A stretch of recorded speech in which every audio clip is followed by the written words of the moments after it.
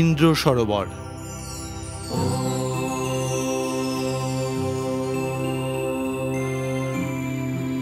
ভারতবর্ষের উত্তরাখণ্ড রাজ্যে আরও এক ঐশ্বরিক স্থান হল এই ইন্দ্র সরোবর।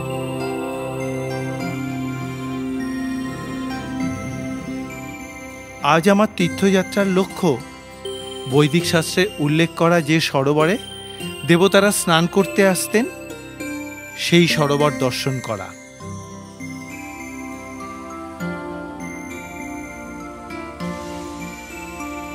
এই সরোবরের অপরিসীম মাহাত্ম্য।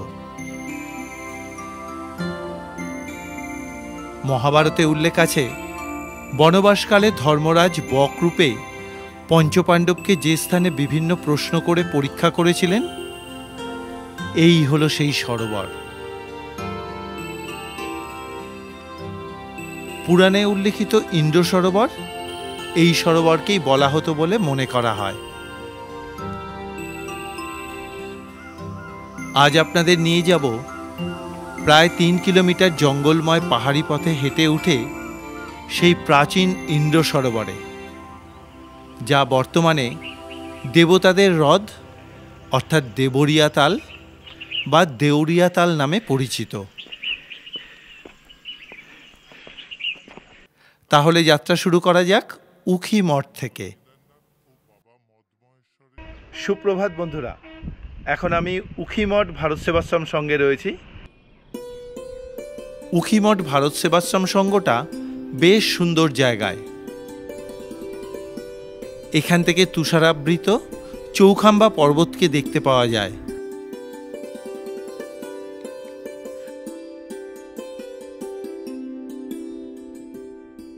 যাত্রীদের থাকার জন্য সুন্দর ব্যবস্থা রয়েছে। ডবল বেডরুম থেকে শুরু করে 4 জন থাকা, 6 জন থাকা, এমনকি 8 জন থাকার মতন সুন্দর ব্যবস্থা।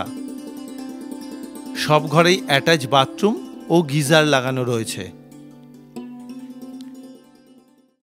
গত পর্বেই আপনাদেরকে আমি দেখিয়েছি এই উখি মঠ ভারত সেবাশ্রম সংঘ থেকে কিভাবে আমি তুঙ্গনাথ মহাদেব মন্দির দর্শন করলাম। আজকে এখান থেকেই বেরোবো দেউরিয়া তাল দর্শন করতে। সেও এক অপূর্ব সুন্দর জায়গা। চলুন তাহলে বেরোনো যাক এখান থেকে। এবারে যাত্রী নিবাস থেকে বেরিয়ে হেঁটে মিনিট 10-এর মধ্যে চলে এলাম উখি মঠ জিপ স্ট্যান্ডে। আজ আমাকে প্রথম যেতে হবে সারি গ্রামে।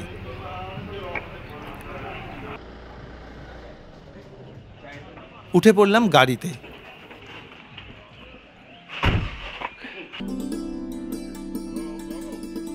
গাড়িতে প্রায় 30 মিনিট বসে থাকার পর সারিগ্রাম যাওয়ার মতন কোনো যাত্রী না হওয়ায় আমাদেরকে পুরো গাড়িটাই ভাড়া করে নিতে হলো। ঠিক হলো এখন আমাদেরকে নিয়ে যাবে সারিগ্রামে, আর ফেরার সময় সারিগ্রাম থেকে উখি মঠে নিয়ে আসবে। ভাড়া পড়বে দুদিকের জন্য 1500 টাকা। আপনাদের সুবিধার্থে আমি ড্রাইভারের নম্বর ডেসক্রিপশন বক্সে দিয়ে দিলাম, প্রয়োজনে ওর সঙ্গে যোগাযোগ করে নিতে পারবেন। এবারে শুরু হলো সুন্দর এক যাত্রাপথ। পাহাড়ের ঢালে ছোট ছোট গ্রামকে পেরিয়ে এগিয়ে চললাম।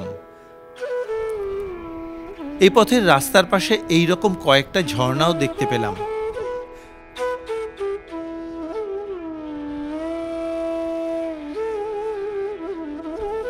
আরো কিছুটা এগোতেই শুরু হলো জঙ্গলের মধ্যে দিয়ে পথ চলা। চারদিকে ঘন সবুজের মধ্যে দিয়ে পথ চলতে যে কতটা ভালো লাগছিল আপনাদেরকে তা বলে বোঝাতে পারবো না।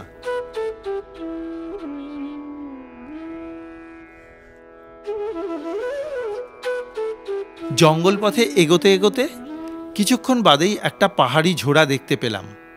দুটো পাহাড়ের মাঝখান দিয়ে ওপর থেকে জল নেমে আসছে।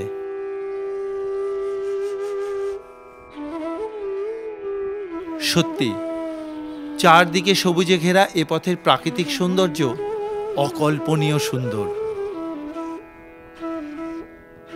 রাস্তার পাশে নিচের ওই যে ছোট ছোট পাহাড়ি গ্রাম, আর দূরে ওই ঢেউ খেলানো পাহাড়ের সারিগুলো দেখতে কি অপূর্ব সুন্দর লাগছে। কি আপনারাই বলুন তো, ঠিক বলছি কি না? এইভাবেই প্রকৃতিকে উপভোগ করতে করতে এগিয়ে চললাম। দেখতে দেখতে প্রায় 40 মিনিট গাড়ি চলার পর প্রায় 12 কিলোমিটার পথ পেরিয়ে এই আমরা এখন এসে গেলাম হচ্ছে শাড়ি ভিলেজে। এই শাড়ি ভিলেজ থেকে কিন্তু আমাদের যাত্রা শুরু হবে। এই পাশেই আছে গেট।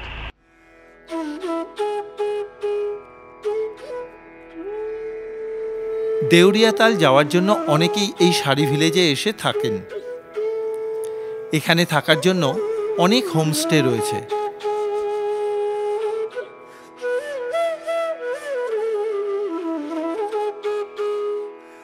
এবারে ব্রেকফাস্ট করব বলে এখানে হিমালয়ান রেস্টুরেন্টে ঢুকে পড়লাম। এদের ক্যাফেটেরিয়াটা বেশ সুন্দর, এখান থেকে খুব ভালো ভিউ পাওয়া যায়।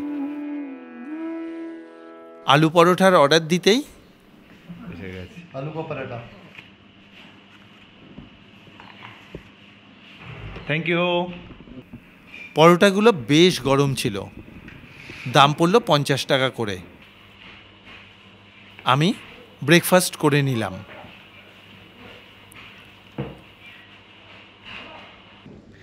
এই হিমালয়ান রেস্টুরেন্ট থেকে খাওয়া দাওয়া করে বেরোলাম।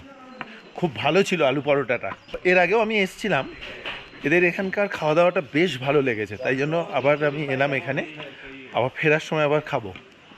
আচ্ছা চলুন এবারে যাত্রা শুরু করা যাক। সামনেই গেট দেউরিয়াতাল যাওয়ার জন্য, সেখান দিয়ে শুরু করি। একটু হেঁটে যেতেই বাঁদিকে দেউরিয়াতাল যাওয়ার প্রবেশদ্বার পড়ল।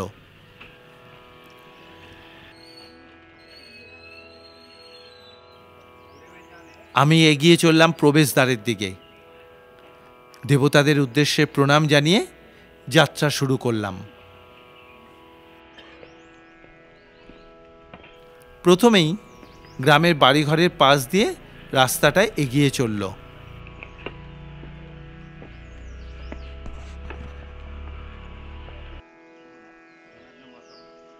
একটু উঠতেই শুরু হলো পাহাড়ের ঢালে পাথর বিছানো রাস্তা।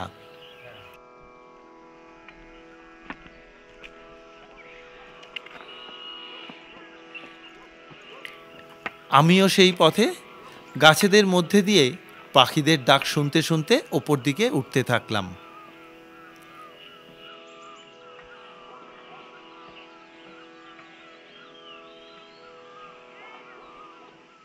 এই দেউরিয়াতাল কিন্তু শাড়ি ভিলেজ থেকে দূরত্ব কাছাকাছি 3 কিলোমিটার মতন। এই যে রাস্তা প্রথম দিকে চড়াই আছে, একেবারে যে চড়াই আছে একেবারে যে খুব চড়াই তাও নয়, আবার যে খুব সহজ তাও না। তো ভালো লাগছে, শুধু রোদ্দুরটা আজকে উঠেছে তো খুব চোখে লাগছে। চলুন যাওয়া যাক। চারদিকে প্রকৃতি আজকে বেশ ভালো, তাড়াতাড়ি করে দর্শন করে নেমে আসে বৃষ্টি নামার আগে।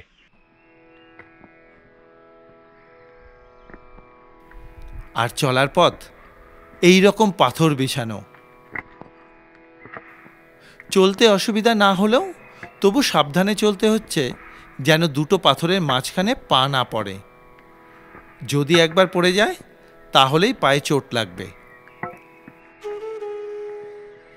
কিছুটা উঠে একটু দাঁড়িয়ে নিচের দিকে শাড়িগ্রামকে দেখতে থাকলাম। এখান থেকে শাড়িগ্রামকে দেখতে অপূর্ব সুন্দর লাগছে।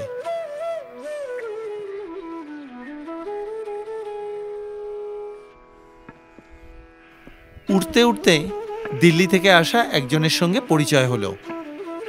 আমরা দুজনে মিলে এগোতে থাকলাম।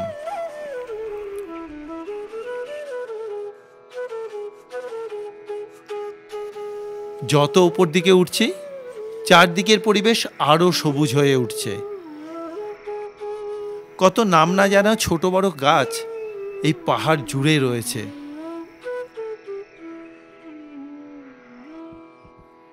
চলতে চলতে দেখলাম রাস্তার পাশে খাবারের দোকানও রয়েছে।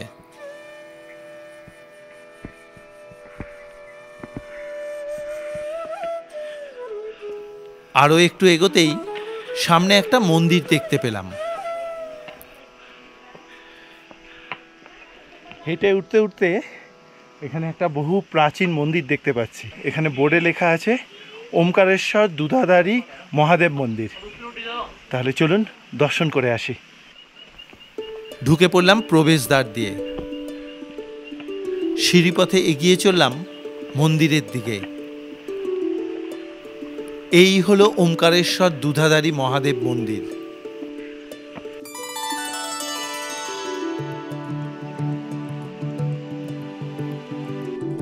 অপূর্ব সুন্দর পরিবেশের মধ্যে পাহাড়ের কোলে অবস্থান করছেন ওমকারেশ্বর দুধাধারী মহাদেব।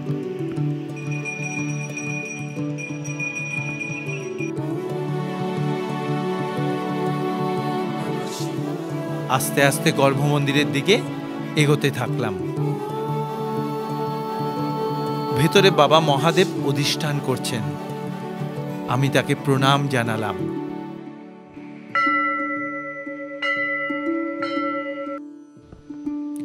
জনশ্রুতি আছে পঞ্চপাণ্ডব বনবাসকালে এই মন্দিরটি নির্মাণ করেছিলেন।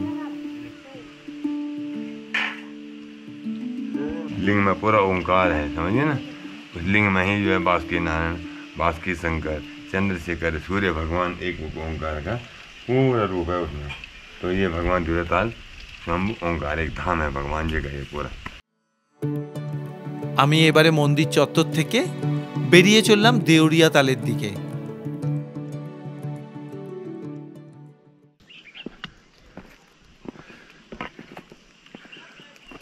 খুব ভালো লাগলো মন্দিরটা। মহারাজের সঙ্গে কথা বলছিলাম, জানতে পারলাম উনি একজন এক্স আর্মি ম্যান। উনি পাহাড়কে ভালোবেসে, স্বয়ং মহাদেবকে ভালোবেসে, নিজের পরিবার পরিজনকে সবাইকে ছেড়ে দিয়ে প্রত্যেকের প্রতি উনি দায়িত্ব কর্তব্য পালন করে চলে এসছেন বাবা মহাদেবের কাছে। খুব ভালো লাগলো। চলুন সামনে ওঠা যাক।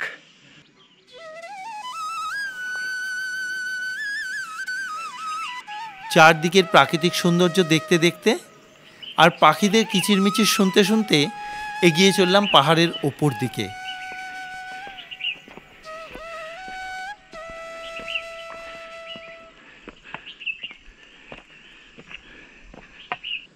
নিচে সারিগাঁও থেকে সকাল 9টার সময় যাত্রা শুরু করেছিলাম।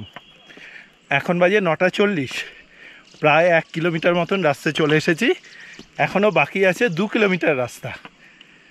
তবে খুব একটা কষ্ট লাগছে যে তা নয়, ভালো লাগছে। প্রকৃতি এখানে যত সুন্দরভাবে রয়েছে, চারদিকে পাখিদের ডাক, অপূর্ব লাগছে। তবে হ্যাঁ, এটা ঠিক, চড়তে কিন্তু বেশ ভালো গরম লাগছে, বেশ ভালো গরম লাগছে এখন।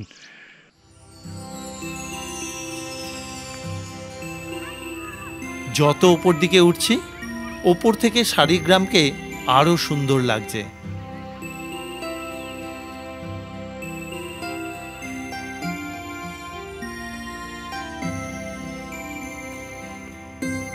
আমিও পাহাড়ে উঠতে উঠতে মাঝে একটু বিশ্রাম নিতে দাঁড়িয়ে এই সৌন্দর্য দুচোখ ভরে অনুভব করছিলাম।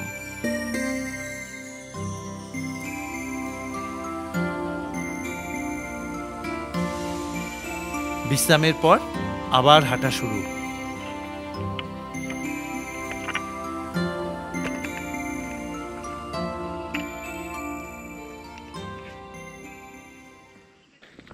উঠতে উঠতে খাবার দাবারের জন্য কোনো অসুবিধাই নেই। দেখছি প্রচুর দোকান আছে, স্থানীয় মানুষরা করে রেখেছেন। তাতে ম্যাগি পাওয়া যাচ্ছে, এমনি সমস্ত কিছুই খাবার দাবার, প্লাস প্রচুর ড্রিঙ্কস তো আছেই। যেমন মাল্টার জুস আছে, বুরান্সের জুস আছে। এই রাস্তায় চলতে যাদের বডি একটু ফিট আছে, একটু বুকে দম আছে, তাদের অসুবিধা হওয়ার কথা না। চলুন যাওয়া যাক।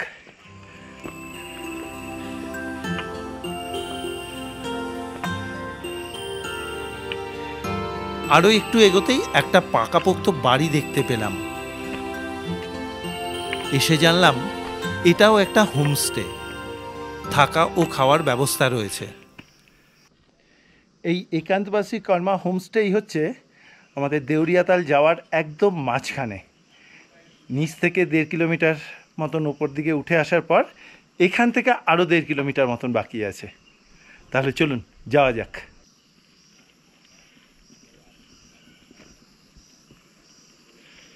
পুরো অঞ্চলটাই শান্ত, স্নিগ্ধ, সুন্দর এক পরিবেশ।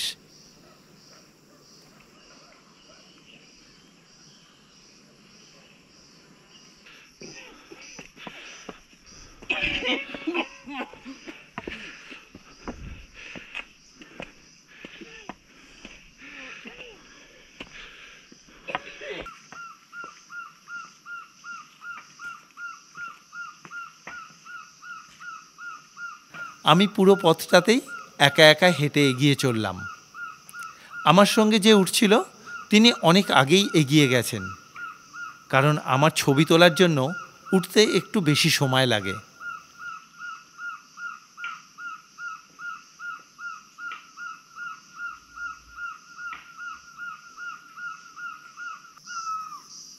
বড় বড় গাছেদের জঙ্গলের মধ্যে দিয়ে পাথরের রাস্তা ধরে এগোতে এগোতে কত নাম না জানা পাখিদের ডাক শুনতে পাচ্ছি। এই পথে হাঁটতে হাঁটতে অনেক ধরনের পাখির দেখা পেয়েছি। আমার সঙ্গে জুম লেন্সের ক্যামেরা বা ভালো কোয়ালিটির মোবাইল ফোন না থাকায় আপনাদেরকে সেই ছবি দেখাতে পারলাম না। আমার এই ক্যামেরাতে জুম হয় না, তাই দেখাতে না পারার জন্য একটু তো খারাপ লাগছেই।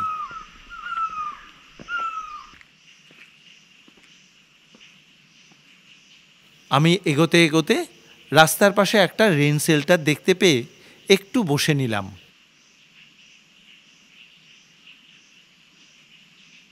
এখানকার এই পরিবেশে বুক ভরে শ্বাস নেওয়া যায়। এখানে কিছুক্ষণ বিশ্রাম নিয়ে আবার সামনের পথ ধরে এগোতে থাকলাম। শান্ত মনে জঙ্গল পথে চলতে থাকলে আপনিও অনুভব করবেন চারপাশের গাছপালাগুলো যেন মাথা নুয়ে আপনাকে আপ্যায়ন করছে। তখন চলতে আর একা লাগবে না। অনুভব করবেন এখানে অনেক প্রাণের অস্তিত্ব।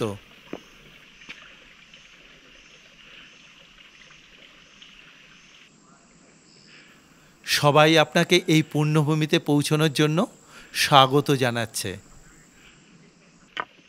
আজকে আমি খুব আস্তে আস্তে উঠছি, কারণ প্রকৃতির এই রূপ খুব কম দেখা যায়।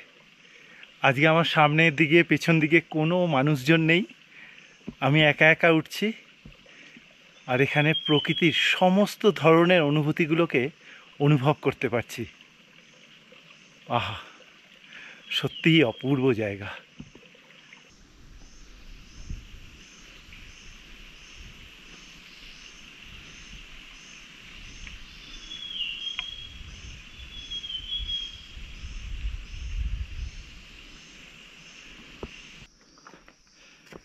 আরও কিছুটা এগোতে একটা দোকান চোখে পড়ল। স্থানীয় মানুষরা এইভাবেই দোকানগুলোতে বিক্রির সামগ্রীগুলো নিয়ে যান।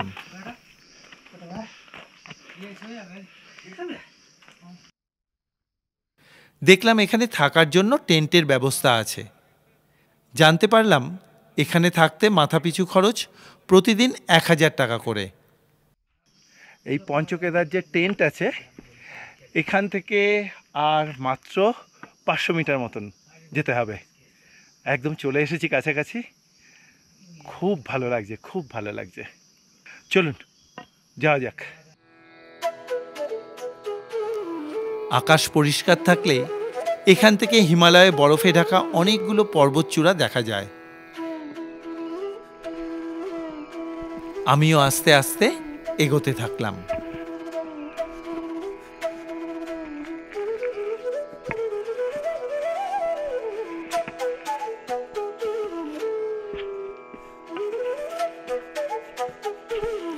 এই রাস্তা বেশ অ্যাডভেঞ্চারাস।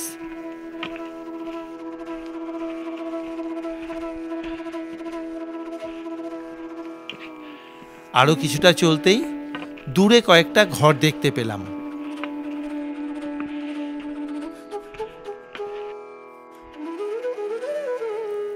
দেখলাম এখানেও থাকার সুন্দর ব্যবস্থা আছে। আমি ওনাদের দোকানে ঢুকে পড়লাম। ভাইয়া চা দে দেনা। কিছুক্ষণের মধ্যেই চা চলে এলো। এই বিস্কুটের সঙ্গে একটু চা খেয়ে নিই, আর একটুখানি রেস্ট নিই, ততক্ষণে ক্যামেরাটাও একটু চার্জ হবে চা খেতে খেতে। তারপরে এখান থেকে আর মাত্র মিনিট 6-7 রাস্তা দেউরিয়াতাল। চা খেয়ে আবার হাঁটা লাগালাম। এবারে পথ নিচের দিকে নেমে গেছে।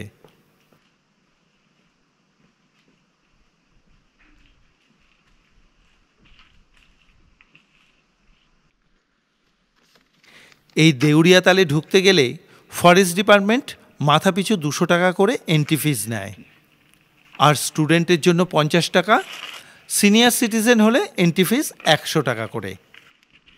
ফরেস্ট অফিসের থেকে পর্চি নেওয়া হলো 200 টাকা করে মাথা পিছু। এবার যাই, সামনেই দেউরিয়াতাল, সেই স্বপ্নের জায়গা। আরও কিছুটা জঙ্গল পথে এসে বাঁদিকে ঘুরতেই এক স্বর্গীয় পরিবেশে উপস্থিত হলাম।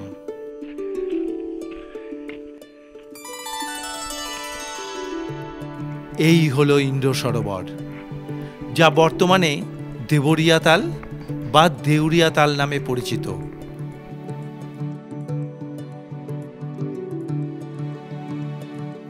চারদিকে সবুজে ঘেরা পাহাড়ের কোলে একটা ভ্যালির মধ্যে রয়েছে এই ঐশ্বরিক জলাশয়। বৈদিক শাস্ত্র অনুসারে একসময় এই জলাশয়ে সব দেবতারা স্নান করতে আসতেন। এ এক মহা পুণ্যভূমি। আমি এই স্বর্গীয় পরিবেশে পৌঁছতেই ছুটে চলে এলাম জলাশয়ের পাশে উঁচু একটা জায়গায়। এখান থেকে দাঁড়িয়ে দু চোখ ভরে দেখে নিলাম এই দৈবিক সরোবরকে। অনুভব করেছিলাম এই জায়গার মাহাত্ম্য। আমি করজোড়ে সমস্ত দেবতাদের উদ্দেশ্যে প্রণাম জানালাম আজকে এই পুণ্যভূমিতে আমাকে নিয়ে আসার জন্য। অপূর্ব সুন্দর। যেরকম প্রকৃতি সেরকম হচ্ছে এখানকার আধ্যাত্মিক অনুভূতি। অপূর্ব। আমি এই পুণ্যভূমিতে কিছুক্ষণ দাঁড়াতেই আমার শরীরের সমস্ত ক্লান্তি কোথায় চলে গেল, মনে পেলাম অপার এক শান্তি। মহাভারতে উল্লেখ রয়েছে, পঞ্চপাণ্ডবের বনবাসে 12 বছর যখন চলছে, তখন যুধিষ্ঠিরকে পরীক্ষা করার জন্য ধর্মরাজ হরিণরূপে এক ব্রাহ্মণের কমণ্ডল চুরি করেন। তখন ব্রাহ্মণ সেই কমণ্ডল উদ্ধারের জন্য যুধিষ্ঠিরের শরণাপন্ন হলে পঞ্চপাণ্ডব সেই হরিণ খুঁজতে বের হয়। তখন হরিণরূপী ধর্মরাজ অদৃশ্য হয়ে যান। অনেকক্ষণ এদিক ওদিক খুঁজতে খুঁজতে পাণ্ডবগণ যখন ক্লান্ত হয়ে পড়েন, তখন যুধিষ্ঠির নকুলকে কাছাকাছি এই সরোবর থেকে জল আনার আদেশ দেন। তখন নকুল সরোবর থেকে জল আনতে গেলে ধর্মরাজ বকরূপে আকাশ থেকে তার প্রশ্নের উত্তর দিয়ে জল সংগ্রহ করতে বলেন। নকুল তা অগ্রাহ্য করে এগোতেই তার মৃত্যু হয়। এরপরে যুধিষ্ঠির অন্যান্য ভাইদের পাঠালে সবার একই অবস্থা হয়। তারপরে যুধিষ্ঠির নিজেই সরোবরে উপস্থিত হয়ে 4 ভাইয়ের এই অবস্থা দেখতে পেলেন। তখন বকরূপী ধর্মরাজ তাকে প্রশ্নের উত্তর দিয়ে জল সংগ্রহ করতে বলেন। যুধিষ্ঠির সকল প্রশ্নের উত্তর দিয়ে বাকি 4 ভাইয়ের প্রাণ ভিক্ষা চাইলেন। তখন ধর্মরাজ সন্তুষ্ট হয়ে 4 ভাইয়ের জীবন দান করলেন এবং ব্রাহ্মণের কমণ্ডলও ফেরত দিলেন। এরপরে ধর্মরাজ পাণ্ডবদেরকে অজ্ঞাতবাসের সময় বিরাট রাজ্যে বাস করার জন্য উপদেশ দিয়ে অদৃশ্য হয়ে যান। এই হলো সেই পুণ্যভূমি, যেখানে স্বর্গের বিভিন্ন দেবদেবী থেকে শুরু করে পঞ্চপাণ্ডবদের স্পর্শে এই জায়গার মাহাত্ম্য অনেক গুণে বাড়িয়ে দিয়েছে। আকাশ পরিষ্কার থাকলে এখান থেকে চৌখাম্বা সহ হিমালয়ের অনেক পর্বতশৃঙ্গকে দেখতে পাওয়া যায়।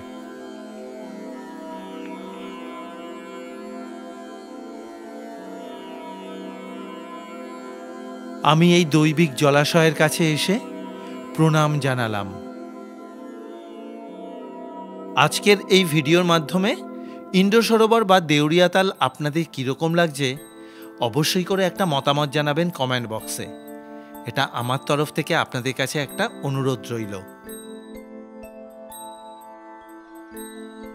কি বলুন তো, আপনাদের বিভিন্ন মতামতগুলো আমাকে অনেক বেশি উৎসাহ দিয়ে থাকে এই রকম বিভিন্ন তীর্থস্থানে ছুটে চলার জন্য।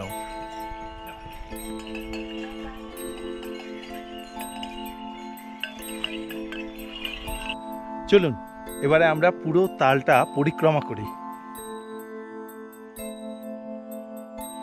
এবারে আমি সরোবরের পাশ ধরে হাঁটা শুরু করলাম। কিছুটা হেঁটে এসে পাশের রাস্তায় উঠে পড়লাম।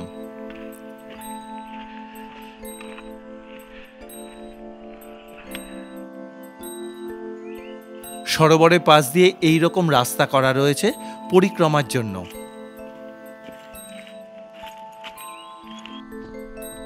আমিও সেই পথে এগিয়ে চললাম।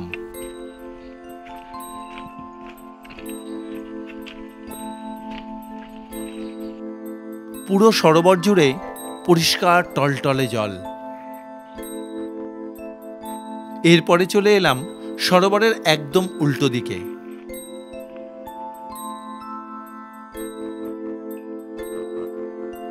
এসে বসে পড়লাম সরোবরের জলের ধারে। শান্ত স্নিগ্ধ পরিবেশে বসে থাকতে বেশ ভালো লাগছিল। স্থানীয়দের থেকে জানতে পারলাম এই সরোবরে কোনো গাছের পাতা পড়ে থাকে না, যদিও বা পড়ে পাখিরা তা তুলে নিয়ে পাশে নিয়ে গিয়ে ফেলে দেয়। তবে সরোবরের মাঝে বেশ কিছু জলজ উদ্ভিদ রয়েছে।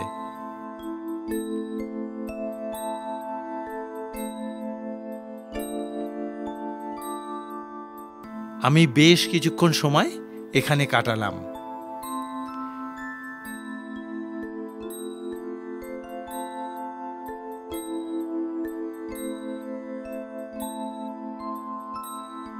এবারে আবার হাঁটা লাগালাম সামনের দিকে।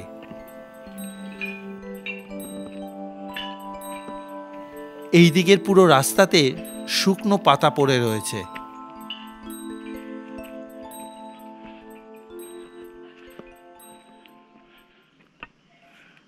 সব থেকে অবাক লাগে কি বলুন তো, এই পুরো তালের চারপাশে বেশ বড় বড় গাছ আছে।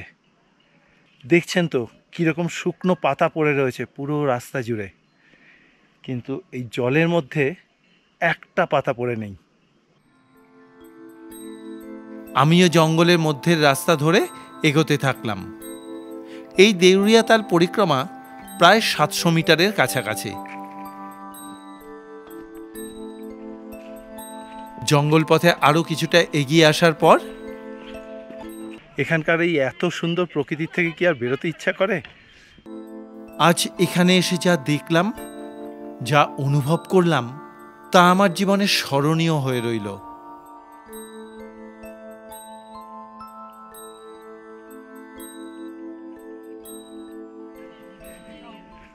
এই স্বর্গীয় পরিবেশে অনেকক্ষণ সময় কাটালাম, মনে থাকবে জীবনে।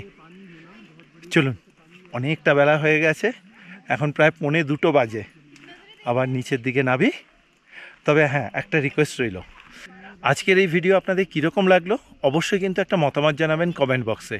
কারণ কি বলুন তো, আপনাদের বিভিন্ন মতামতগুলো পেলে আমি অনেক বেশি উৎসাহ পাই এই রকম বিভিন্ন তীর্থক্ষেত্রে ছুটে চলার জন্য।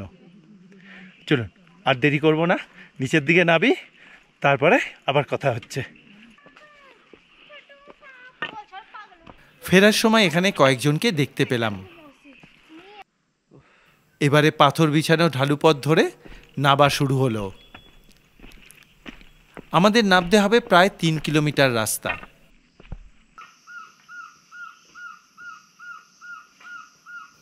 আবার সেই দীর্ঘ জঙ্গল পথ পেরিয়ে আসতে হলো। তবে এ পথে যেতে বা আসতে কোনো অসুবিধা হয়নি। আমি তো বেশ রোমাঞ্চকতা অনুভব করেছি।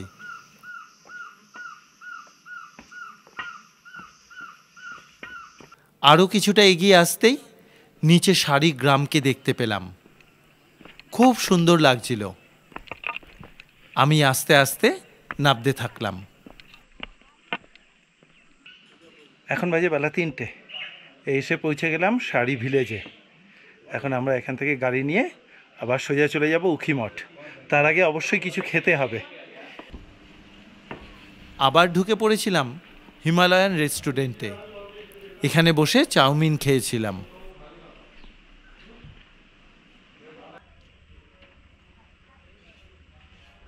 এবারে উঠে বসলাম গাড়িতে।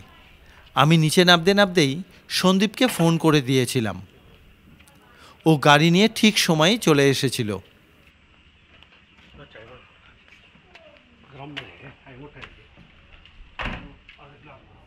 এবারে ফিরে চললাম উখিমঠ ভারত সেবাশ্রম সঙ্গে।